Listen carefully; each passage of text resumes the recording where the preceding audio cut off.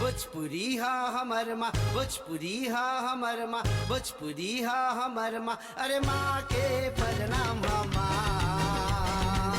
इनकरे से शुरू होवेला, इनकरे से शुरू होवेला रोज के जीवन हमार।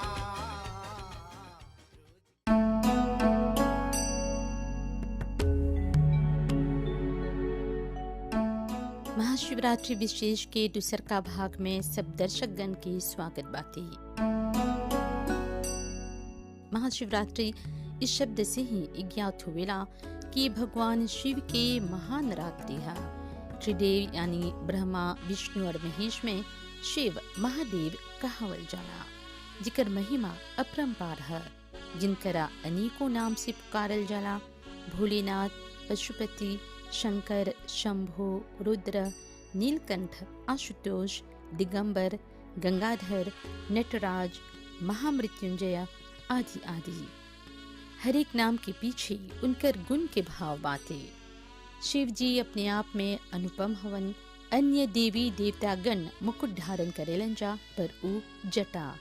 ये प्रतीक भी हमने देखने जा कि अपन जटा के माध्यम से उस सब सांसारिक माया जाल मोह बंधन बांध के रखे के सीख देवेलन। शिव जी के अद्भुत स्वरूप के भांति ही उनकर परिवार भी निराला बाते, जिनकी एकता की सीख देवेला। भगवान शिव के त्रिनेत्र हमने जब संसार के दो नेत्र से देखे, दो आंखों से संसार के देखे, तब हमके दिखाई देगा ये इंसान है, ये पशु है, ये प्रकृति है, ये पौधा है, ये है। ये दो आंखों से देखल। लेकिन जब तीनों आंखों से देखबा तो कोनो भेद नहीं, सब के सब आत्मा बा, सब के सब आत्मा जो परमात्मा का अंश है। भगवान शिव हमनी के है सिखावता कि हमनी के चाहना सब समान देखे के, ये खातिर ओकर पूजा में, ओकर विधि में सब आवेला। अभी देखिए शिव जी बाटे, सामने नंदी जी है जो बैल है, ओकर सामने कछुआ है, मतलब कुरमा जो कछुआ है वो तो कछुआ है, वो वहाँ बैल, ओकर गले में सांप।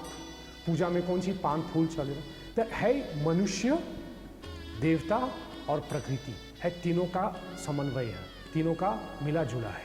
ये हमने के समझावत है कि कोनो डिस्क्रिमिनेशन नहीं चला करेगी, कोनो भेदभाव नहीं चला करेगी। जब हम पूजा पाठ करें तो हमने बोला सर्वे भवन्तु सुखिनः। सर्वे भवन्तु सुखिनः खाली मनुष्य के लिए नहीं है, सारे जगत के लिए। हमने हो पशु के भी सुख की कामना करत है, हमने हो पेड़ पौधों की भी सुख की कामना करत है। सर्वे भवन्तु माने जितने प्राणी है, चल अचल जितने प्राणी हैं, सबकी सुख की कामना करते हैं। शिव जी हमने के है ये शिक्षा देवता कि सबके चला मिलजुल के बिना भेदभाव। यद्यपि सबके अपन अपन एगो जैसे बोला जाए लिमिटेशन बा सबने के, वैसे माँ सब मिलजुल के जे काम करी, सब मिलजुल के जे रही, तही हमने सबके प्रगति हुई, तभी हम सब आगे सब बढ़े। शिव जी के नाम देखा कितना सुंदर सुंदर नाम बाटे। एगो पशुपतिनाथ मतलब पशुओं के पति, एगो भूतेश्वर माने भूत के ईश्वर, एगो महाकालेश्वर माने काल के ईश्वर। तो ये सब हमने के ई समझावे था कि सब चाहना मिलजुल के एगो पूरा संगठित होकर के हमने के चाहना अपन पूजा, अपन जीवन, अपन सब कर्म चाहना करे के। थोड़ा सुन शिव परिवार के महत्व पर भी बताओ। शिव परिवार जो है वो एकता का प्रतीक है। अभी देखा शिव जी के परिवार में कितना डिफरेंसेस बटे। शिव जी के गले में सांप है, ठीक है कार्तिकेय भगवान के ओकर वाहन मयूर है, जबकि मयूर और ये सांप ये दोनों दुश्मन है। अब देखो इतना मोटा सा गणेश, ऐसा छोटा सा छुआ जो बैठे, ये भी एक डिफरेंस दिखाई देगा। अब बैल जो जैसे वो भी बराबर फिर से वही चले, वो भी तमोगुण का प्रतीक है, वो हमेशा चलता रहता है, हमेशा हिलता रहता है। मैं शिव जी के परिवार में देखा वो भी बैठ के आराम से ध्यान करता, सोचे बैल ध्यान करता शिव जी का, निरंतर दोनों के बीच में संवाद चला था। तो ये सब कौन सी है? ये सब हमनी के बतावे के कि हमनी के परिवार में डिफरेंसेस होई, सबके विचार एक हो जाए, ये कबो नहीं हुई। हमनी के हाथ के पांचों उंगली एक जैसा नहीं है, तो हमनी के विचार एक जैसा कैसे हो? हम जैसे सोचा था हमारे परिवार दूसरे ढंग से सोचे।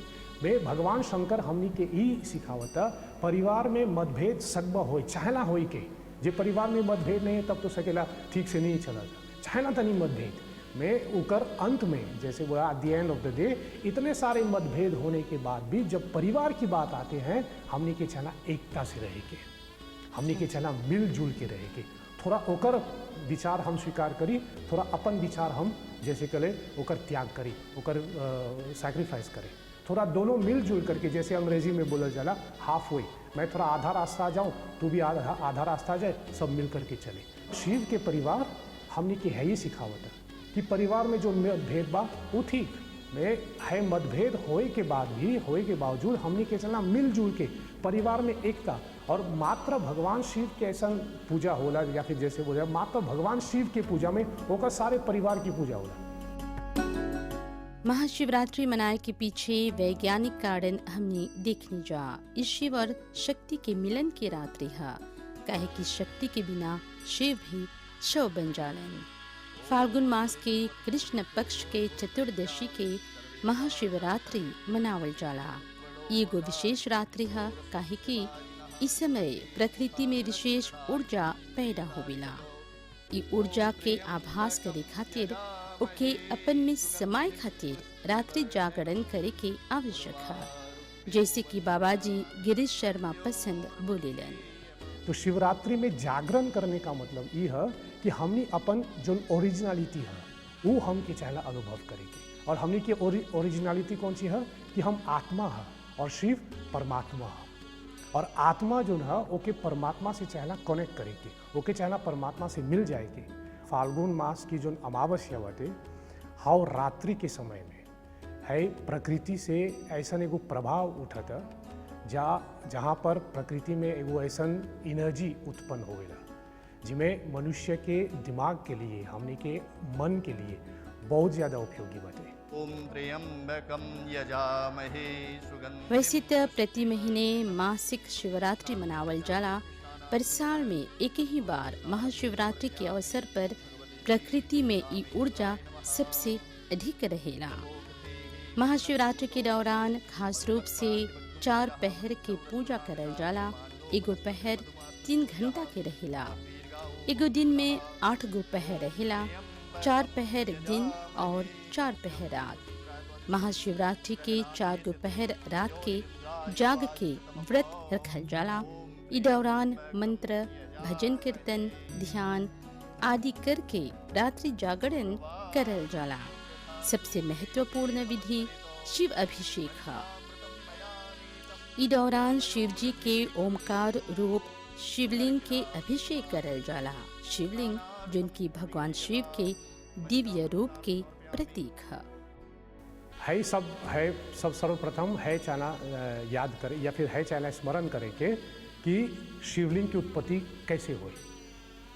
कथा लंबा है, लंबा नहीं करें। ब्रह्मा और विष्णु के बीच में वो संवाद उठा था कि के दोनों में श्रेष्ठ के है, तब शिवलिंग उत्पन्न हो गल। तो ब्रह्मा जी ऊपर चल गल ओकर आदि ढूंढे के, ओकर शुरुआत ढूंढे के, और भगवान विष्णु नीचे गया ओकर अंत ढूंढे के, नहीं मिला। तो आखिर में ब्रह्मा जी आकर के थोड़ा वो बोल देवत ऐसे झूठ जैसे बोला जाला, उतनी झूठ बोले कि हमने के आदि भेंट हुआ, कहाँ से शुरू होता हमके दिखाई दिया, और ओकर गवाही देने है केतकी के पुष्प संगे लेके आ रहा है। बोले हाँ बोले। तब जब ब्रह्मा जी ऐसे बोला विष्णु जी से कि हमने के हाउ शुरू हमके लौका कहाँ शुरू हुआ, तभी दोनों के बीच में एगो खंबा उत्पन्न होगा। हाउ खंबा शिव है, वही शिवलिंग है। बोले एकर आदि और अंत कबो नहीं सकबो मिले, यही शिव है जेकर आदि और अंत नहीं है। अभी एगो प्रतीक के लिए हमने मतलब सब जब कोई हमने जैसे बोला जाला कोई के मृत्यु हो गल, ठीक है ना, कोई गुजर गल, तो ओकर अंत है कि ओकर आदि है, ओकर शुरुआत है। पची हाँ मृत्यु हो गल, इसका मतलब कौन सा अभी पुनर्जन्म हुई, जन्म हमने की शुरुआत है, मृत्यु है शरीर के अंत। तो मृत्यु जो शिव जी का प्रतीक भी है वो ना आदि है ना अंत है, वो बस चल जाए। तो दोनों के बीच में है शिवलिंग के रूप में प्रकट हुआ। अब है शिवलिंग में कौन सी है, ऊपर जो भाग दिखेला जिसके हमने लिंग बोला जाला ये शिव है, और नीचे का जो भाग बाटे ये अर्घा है यानी पार्वती। शिवलिंग शिव और पार्वती यानी पुरुष और प्रकृति का मिलन है। अब हमने जो पूजा करेला ये पुरुष और प्रकृति है। पुरुष और प्रकृति के मिलन से कौन सी होला, पुरुष और प्रकृति के मिलन से हमने के जीवन चल जाए। हमने के जीवन चले ये खातिर पुरुष और प्रकृति के मिलन चाहिए, तब चाहेला हम तब सकबा हमने के जीवन चली है दोनों के मिलन से। अब हम जब हमने अभिषेक करेला शिवलिंग के विधिवत ओकर विधि है में जो ओकर प्रतीक है वो हम पुरुष और प्रकृति के हव मिलन को सम्मान कर रहे हैं। हम अपने अंदर है रियलाइज करे के चाहेला कि पुरुष प्रकृति के बिना कुछ हो नहीं सकता करे, प्रकृति पुरुष के बिना कुछ हो नहीं सकता करे। हमने कथा में बहुत बार बोले सर शिव जी में से ई निकाल देबा वो शव बन जाला। अब हमने के है ये तो शिव जी कहा, हमने के भी ले ला, हमने के कौन सी है शरीर, हमने के मनुष्य शरीर में से ई निकाल दा या फिर इस शरीर से एनर्जी निकाल दे तो हम भी शव बन जाला, लाश बन जाला जैसे बोल जाला। तो शिवलिंग का मतलब पुरुष और प्रकृति का मिलन, ओकर पूजा करने का मतलब है कि हम सम्मान कर रहे हैं कि दुनिया चलावे के हमने के चाहना पुरुष और ही प्रकृति।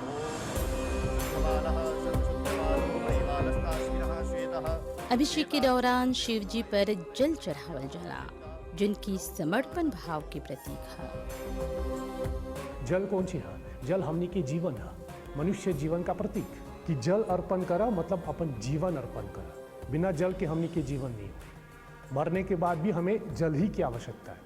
जब कोई मरल जाए तो ओकर नाम से तर्पण होएला, वो भी पानी है। जैसे कभी कभी बोले जाए ना कि अपन लड़का लोग कैसा नहीं वो शिक्षा दे कि मरे के बाद थोड़ा पानी दे, पर हमने के पानी की ज़रूरत बा। जन्म ले से आगे पूरे जीवन व्यतीत करे के और मरने के बाद उनमें भी पानी की ही ज़रूरत है। जो 5 चीज़ें हमने चढ़ावेला, दूध, दही, घी, मध और शक्कर, ये हमारे शरीर के 5 तत्व है जो हमारे शरीर बना है। मनुष्य शरीर 5 तत्वों से बना है। तो हमने के 5 तत्व में है 5 चीज़ें आवेला, दूध, दही, घी, मध, शक्कर। जब भगवान शिव के हमने दूध, दही, घी, मध, शक्कर से ओकर अभिषेक करेला, ओकर स्नान करेला, एक प्रतीक में हमने अपने अंदर जो ये 5 तत्व है ओकर संतुलन कराई हो जाता, ओकर बैलेंस हमने के चला। अब जे शरीर में पानी जस्ती हो तो क्या हो, आदमी बीमार पड़ जाए, जे एनर्जी कम पड़ जाए तभी बीमार पड़ जाए। तो है 5 तत्व जो हमने के शरीर में बटा, वो चाहेला हमेशा स्टेबल रहेगी, बैलेंस रहेगी। ये जो 5 चीज़ें हमने चढ़ावे था शिव जी के, जैसे दूध पिए से कौन सी होला, एनर्जी होगा, तो दूध एनर्जी का प्रतीक है। दही पिए के, दही हमने दही जोन बाटे, दही कौन सी है, दही हमने के शांति करावेला, शांत जैसे कहे, फ्रेश काल्मनेस। हमने के कौन सी के शांति की जाए, अपन मन की शांति। हमने के मन कौन सी है, वही आकाश तत्व है। घी से कौन सी होला, घी से खाना बनाया जा, घी से हवन होएला, घी से हमने वजह जैसे बोला था कुछ चीज़ पैदा करे जो मतलब उत्पन्न करेला। तो घी जो उत्पन्न करेला, हमारे शरीर में पृथ्वी तत्व है जो उत्पन्न करेला, वो हमारे शरीर के हमने उत्पन्न करेला। हमने अपना प्रेम उत्पन्न करेला, अपन क्रोध उत्पन्न करेला, अपन सेटिस्फैक्शन, ये सब चीज़ें हम उत्पन्न करेला इस शरीर से। तो घी चढ़ाने से शरीर के जो पृथ्वी तत्व है वो बैलेंस रह जाए। अब मध जैसे बोला जाला वो मीठा है। हमनी के शरीर में मीठा कौन सी है, हमनी के बोली भाषा, हमनी के वचन, हमनी चाहेला हमेशा मीठा बोले के। अब आदमी ठीक से बोले मतलब हमनी के आवाज़ निकले कौन सी चाहेला, एक ऑक्सीजन चाहिए ना, ऑक्सीजन लेबा तब। अब जो आदमी के है मुँह ढकबा कैसे सब बोले, चाहेला ऑक्सीजन मीठा ले आवता। हाउ मध चढ़ावे के हमारे शरीर के जो एयर एलिमेंट है, वायु तत्व जो है वो संतुलित हो जाए। और आखिर में हमने शक्कर चढ़ावेला, जब देखा जाए विधिवत वो शक्कर नहीं वो गुड़ होता। यहाँ गुड़ थोड़ा तनी मुश्किल बा प्राप्त करे के, ये खातिर गुड़ की जगह हमने शक्कर चढ़ावेला। शक्कर कहाँ से आवेला, वो गन्ना से होता, मतलब गुड़ भी गन्ना से होता, मतलब प्रकृति से होला। तो कृषि ये सब करे के चाहे। हाँ, तो ये सब प्रकृति से जो उत्पन्न होवेला ये सब अग्नि तत्व है।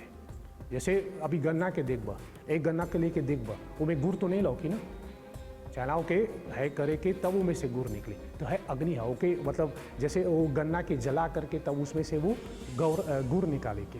तो हाउ जो गुड़ हमने चढ़ावेला शिवलिंग पे, ये हमारे शरीर के अग्नि तत्व है। अब हमने के ये जो 5 तत्व है वो अलग अलग काम करेला कि आज पानी काम करी, कल अग्नि काम करी, नहीं, सब मिलजुल के काम करी। तो यही पंचामृत है 5 तत्वों के मिला के ओके मिला देवा तो ये पंचामृत बन जाला।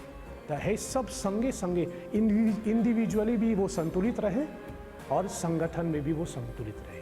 ये खातिर हमने पंचामृत से अभिषेक करा। अब पंचामृत के बाद तब फिर से आवेला जो श्रृंगी में हमने चला था वो गंगा जल। गंगा जल माने शांत, हमने शांत से रहे। ई खातिर हमनी गंगा जल से भगवान शिव के अभिषेक करेला। अब जोन हमनी पत्ता उत्ता चरावेला, ये जैसे अभी शुरू में बोला, ये सब हमनी के प्रकृति है। प्रकृति से हमनी के चना बनाए के रहे के, और जोन जोन चीज़ प्रकृति के हानि में आवत है, जैसे बेलपत्र वो प्रकृति के हानि, वो तो जैसे बोला जाए वो मर्क्यूरी है, एकदम से भारी है, जो आदमी नहीं सकता खाए तो शिव जी खा ला। धतूरा ये जहर है, हमनी नहीं सकता खाए तो शिव जी खा ला। जो तुलसी मंजरी बा उमें भी जहर बा, वो शिव जी खा ला। जो शमी पत्ता बाटे उमें कांटा बा, तो भी मनुष्य के हानि पहुँची तो शिव जी ओके ग्रहण करे। ऐसे शास्त्र में लिखल बा, जो जगत त्याग देले बा वो शिव जी अपना ले बा।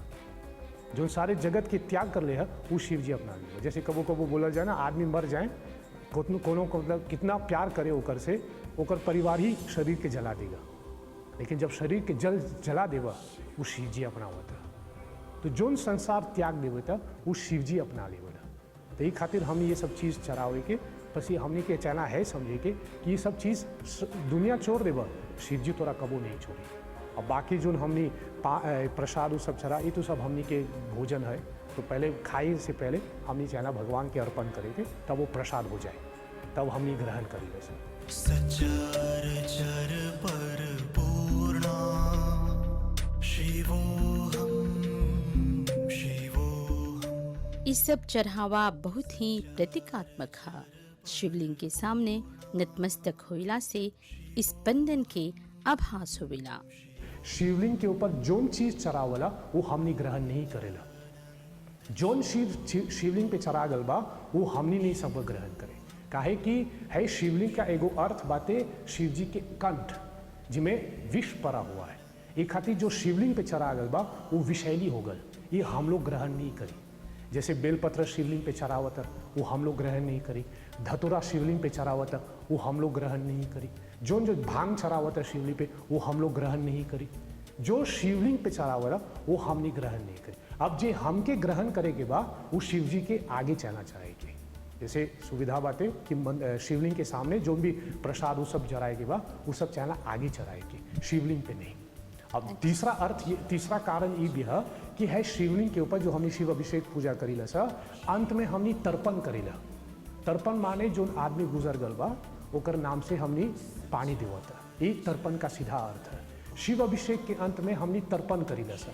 तर्पण कौन सी है कि है दुनिया में, है विश्व में जितने प्राणी बा, जेकर अभी जैसे बोला जाता डिफाइंड बॉडी, जेकर है शरीर नहीं बा, जैसे हमने अपनी बोली भाषा में बोलेला भूत प्रेत, हाँ जैसे वो भूत प्रेत नहीं है, वैसे वहाँ बोले खातिर हमने बोला था जैसे भूत प्रेत, दोज हु doesn't have a defined body, जिनका ये शरीर नहीं है, जिनका कोई ऐसे स्थूल शरीर नहीं है, जो भटक रहे हैं, तो उनके लिए भी हम शिवलिंग पे जल चढ़ा दें ताकि उनको भी मिले।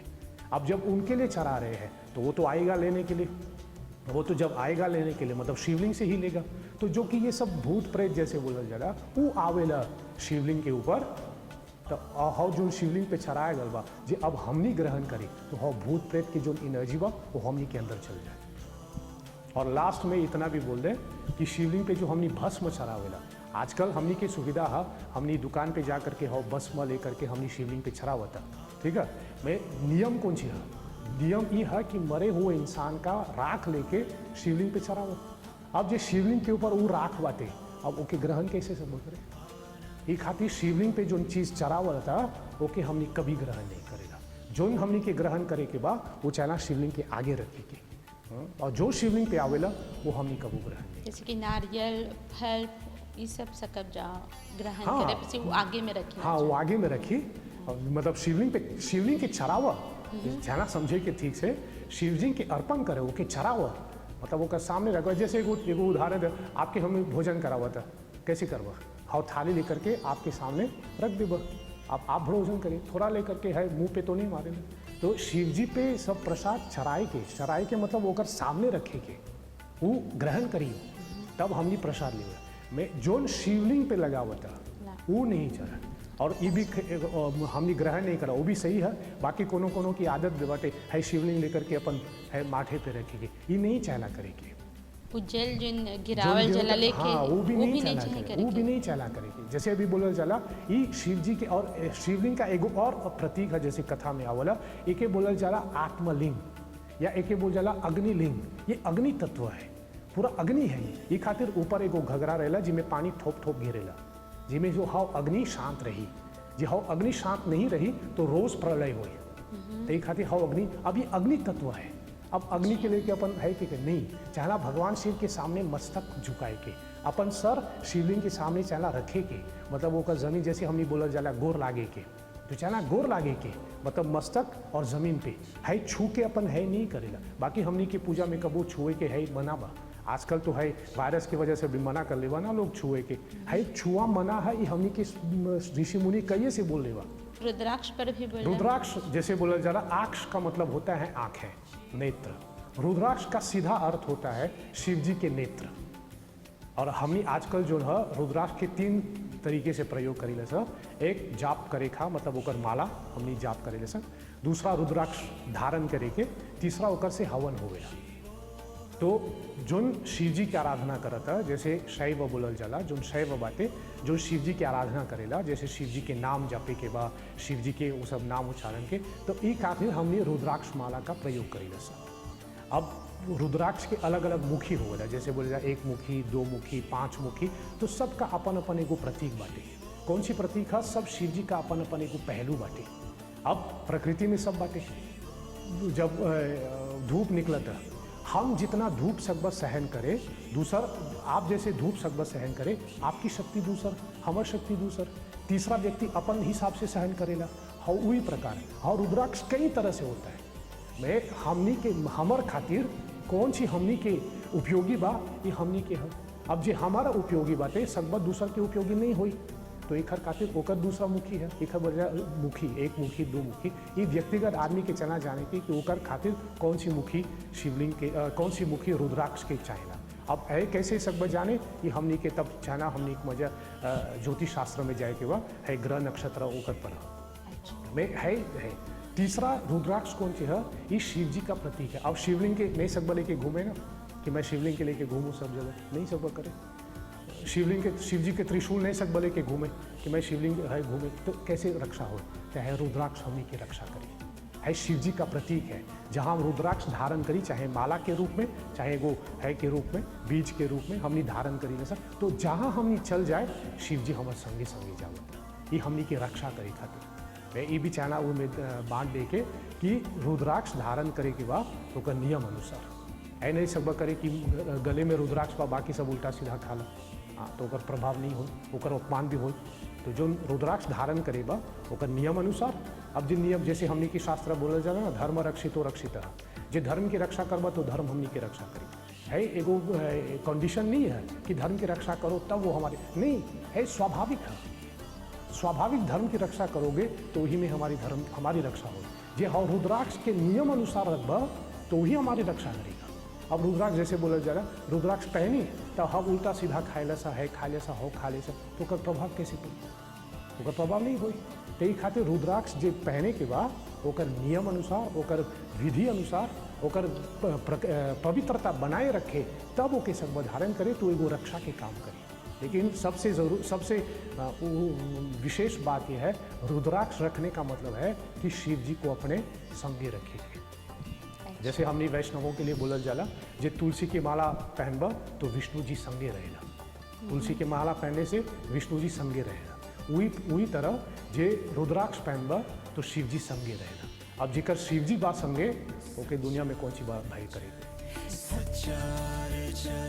मॉरिशस में अनूठा रूप से महाशिवरात्रि मनावल जाला। भक्तगण गंगा तालाब के तीर्थ यात्रा करके गंगा जल आने लंजा और शिवलिंग पर चढ़ावे लंजा। ई पर्व के अवसर पर लोगन के उत्साह देखते ही बनेला। शिव भक्त त्याग और तपस्या भाव से ई जल आने जालन जा। ई प्रथा जिनकी हमने के पुरखन शुरू कर ले रंजा। भारत से आए होला पंडित झमन गिरी गोसाई सपना में गंगा तालाब के दिखले रहलन। जंगल के काट कूट के ज्वालामुख में आसीन गंगा तालाब तक गयलन। वो 1898 में खियोले गांव से गोटोली के नेतृत्व कर ले रहलन। उस समय ये तालाब बड़ी तालाब कहल जात रहल। आज ई गंगा धाम में मंगल महादेव के 108 फुट के विशालकाय प्रतिमा विराजमान बाटे और ओकर बगल में शक्ति हवन।